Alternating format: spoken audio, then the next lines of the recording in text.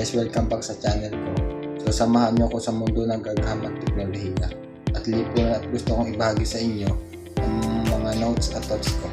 Talakayin natin ang impact ng technology sa buhay natin.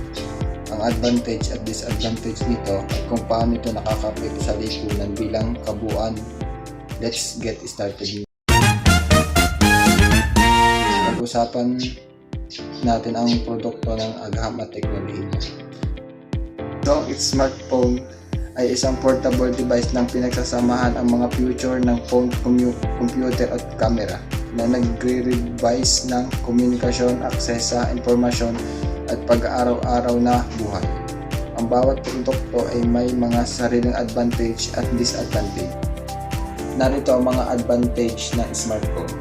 Nag-offer ito ng convenience, connectivity, information at productivity at internet na nagiging essential tool sa pag-araw-araw na buhay.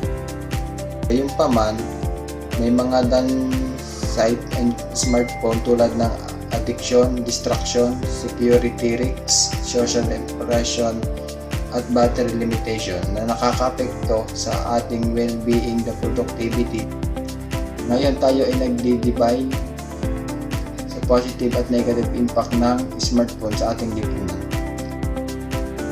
Para sa positive impact nito, ang mga smartphone ay nagkakaroon ng positive impact sa lipunan sa pamamagitan ng pagpapabuti ng komunikasyon, patas ng productivity, pagbibigay access sa mga serbisyo, economic opportunities, and social connection.